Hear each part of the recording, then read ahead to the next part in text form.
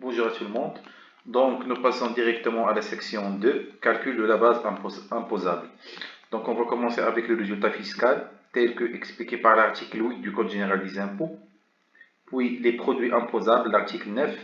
Les produits non imposables, article 9 bis. Les charges déductibles, article 10. Les charges non déductibles, article 11. Le déficit reportable, article 12. Produit des actions, part sociale et revenus assimilés, article 13. Les produits de placement à revenus fixes, article 14. Les revenus des certificats des sukuk, article 14 bis. Et les produits bruts, puis les produits bruts perçus par les personnes physiques, article 15. Base imposable de l'impôt forfaitaire, article 16. Donc, on passe au résultat fiscal.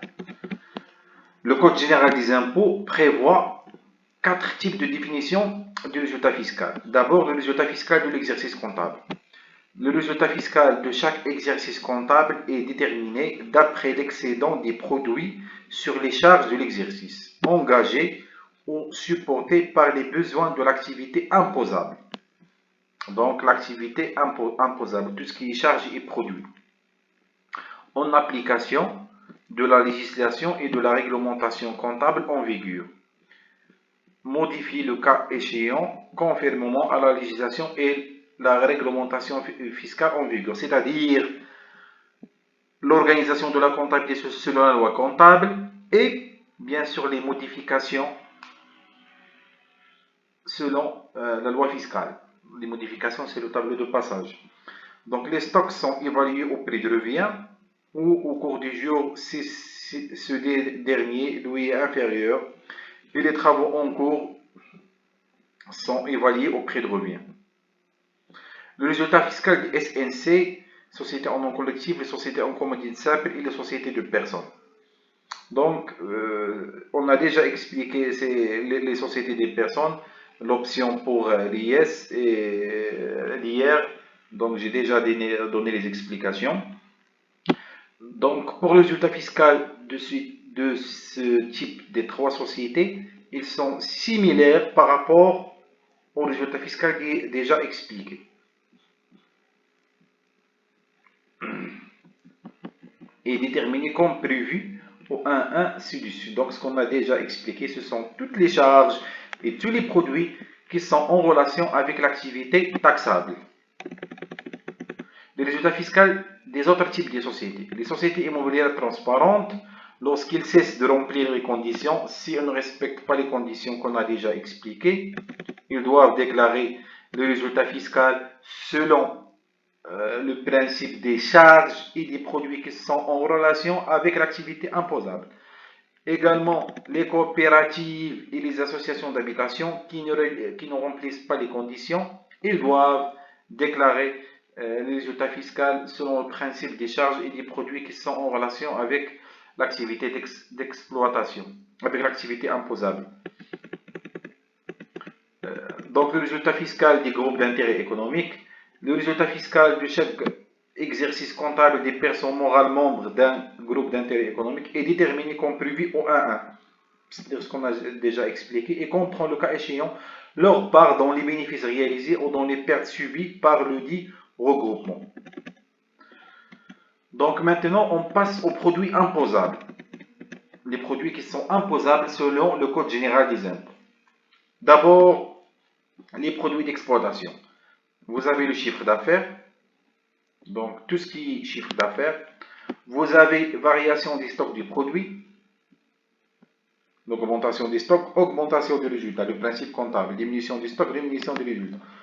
Les immobilisations produites par l'entreprise pour elle-même,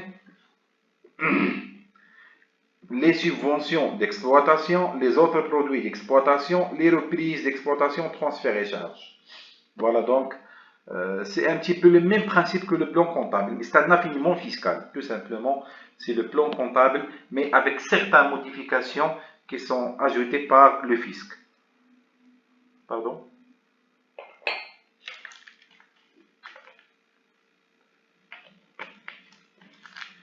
Les produits financiers. Il y a d'abord les produits des titres de participation. et autres titres immobilisés.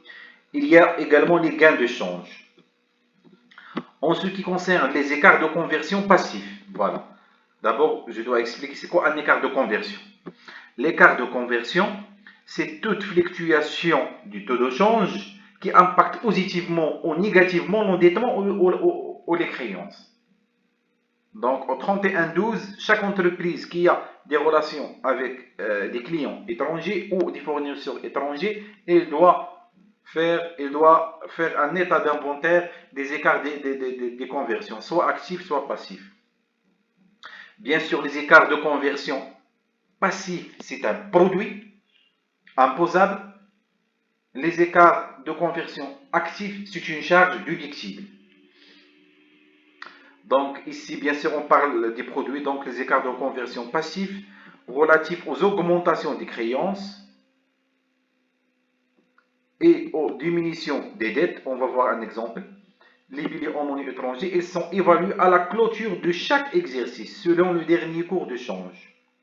D'accord? Selon le dernier cours d'échange.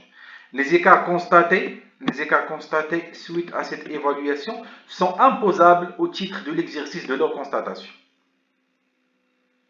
Donc, il y a une petite particularité au niveau des écarts de conversion. En principe, si l'écriture comptable n'a pas été faite par l'entreprise, elle doit être ajoutée d'une manière extra-comptable au niveau de réintégration et de déduction. D'accord? Si l'opération est déjà faite, dans ce cas, au niveau du tableau de passage, on n'a rien à signaler. Donc, il y a ici deux approches et non pas une seule approche. Voilà donc l'exercice. Une société a contracté le 30/9/2021 un emprunt de 4 millions d'euros. Au moment de la signature du contrat, le taux de change est de 1 euro égale 11 dirhams. Au 31/12/2021 et suite aux fluctuations du marché, 1 euro égale maintenant 11,5. D'accord? Donc, c'est-à-dire, là, il y a une sorte de perte pour cette entreprise. Il doit donner plus. Travail à faire, analyser la situation fiscale à la suite des fluctuations du taux de change. D'abord, le montant de l'endettement au moment de la réalisation de contrat, c'est-à-dire au moment de 30/9/2021. Donc, au 30/9/2021, qu'est-ce qu'on a? 4 millions d'euros fois 11. D'accord? Ça donne 44 millions dirhams. Ça donne 44 millions dirhams. Maintenant, le montant de l'endettement au 31/12, c'est 4 millions d'euros fois 11,5. Ça donne 46 millions de dirhams. Donc, il y a une augmentation de l'endettement. Il s'agit d'une augmentation de l'endettement, c'est-à-dire un écart de conversion actif qui devrait être provisionné par l'entreprise. Voilà. Donc, si l'entreprise a constaté comptablement l'opération et elle a provisionné ce montant, d'accord, on doit débiter le montant de provision et créditer le compte conversion actif. D'accord? Donc, si l'opération comptable a été enregistrée, au niveau du tableau de passage, rien à signaler. Sinon, on a le droit de déduire, les écarts de conversion suite à l'aggravation de l'endettement. Écart de conversion actif, bien sûr. Donc, on passe aux intérêts. Les intérêts courus et non, les intérêts courus autres produits financiers, ils sont imposables. Les reprises financières, ils sont imposables. Donc, c'est le même principe comptable. Pour les produits non courants, on constate les produits de cession des immobilisations, les subventions d'équilibre, c'est un complément du chiffre d'affaires, les reprises sur subventions d'investissement, les autres produits non courants, les reprises non courantes, transferts et charges. Donc, ils sont imposables. Maintenant, le traitement des subventions. Ici, c'est comme si le fisc est en train d'examiner le code général d'impôt poste par poste. Les subventions. Les subventions et les dons reçus de l'État, des collectivités locales ou des tiers sont rapportés à l'exercice au cours duquel ils ont été perçus. D'accord? Toutefois, s'il s'agit des dépenses d'investissement, donc si on a des dépenses d'investissement, la société peut les répartir sur la durée d'amortissement des biens financiers parler des subventions sur une durée de 10 ans.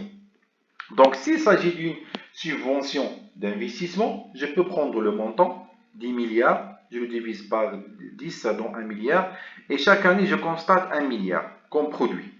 D'accord? Pour que l'entreprise ne soit pas lésée, ne soit pas sanctionnée fiscalement. Sur 10 ans, lorsque les subventions précitées sont affectées à l'acquisition des terrains pour la réalisation du projet d'investissement. Là, le Code général des impôts est très clair. Donc, les subventions, automatiquement, ils sont rattachés à l'exercice. Elles sont déclarées comme produits. D'accord? Toutefois, pour les subventions d'investissement, s'ils seront affectés à l'achat des terrains, l'entreprise a le droit de le répartir sur la durée d'amortissement, donc une durée qui ne dépasse pas 10 ans. On a dit pourquoi? Pour que l'entreprise ne soit pas impactée négativement au niveau fiscal. Donc on passe maintenant aux produits non imposables. Les produits qui ne sont pas imposables. Donc ne sont pas imposables pour les sociétés les opérations de pension, telles qu'elles sont prévues par le DARE, etc., etc. Les opérations de prêt, au titre, les opérations de prêt au titre, les opérations de prêt de titre réalisées conformément à la législation et la réglementation en vigueur, portant sur les valeurs mobilières. Donc, il y a une opération de prêt pour l'achat des valeurs mobilières. Pour l'achat des valeurs mobilières inscrites à la bourse de valeurs. Donc ça, c'est pour encourager encore le marché boursier au Maroc. Les titres de créances négociables relatifs à les titres de créances négociables, les titres émis par le Trésor, tout cela, c'est pour encourager ce marché. Les certificats de Sukuk, les opérations de cession d'actifs réalisées entre établissements initiateurs et le fonds de placement collectif, donc tout ce qui est marché financier, les opérations de cession et de rétrocession d'immeubles figurant à l'actif réalisées entre les entreprises dans le cadre d'un contrat de vente à réméré. Donc c'est quoi contrat de vente à réméré? C'est-à-dire, le contrat de vente à réméré, c'est une vente, mais avec option de rachat par la suite. Dans 5 ans ou dans 10 ans, on peut racheter le bien. Donc, le Code général des impôts, ici, il fixe les conditions. Il vous dit que le droit de vente à rémunérer doit être établi sous forme d'un acte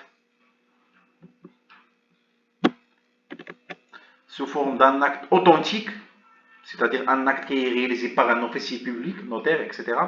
Le rachat doit être effectué dans le terme stipulé au contrat qui ne peut excéder 3 ans. Donc le rachat devrait être effectué dans 3 ans. D'accord? La réinscription des immeubles à l'actif de l'entreprise après le retrait de réméré doit être effectuée à leur valeur d'origine. Voilà. Donc comme ça, on a terminé avec les ne sont pas imposables. Donc les produits non imposables. On a commencé avec les produits qui ne sont pas imposables. Et on passe maintenant. Ne sont pas également considérés comme produits imposables. C'est une autre catégorie de produits. Les produits de cession des participations des établissements publics et de leurs filiales. Là, ils ne sont pas également imposables. Donc si l'entreprise est là, il a des titres de participation dans un établissement public, donc il reçoit les produits de cession de participation des établissements publics. Dans ce cas, ils ne sont pas imposables sous les conditions détaillées par le Code. Maintenant, on passe aux charges déductibles. L'article 10 du Code général des impôts. Donc, on va analyser les charges déductibles dans le prochain vidéo. Merci.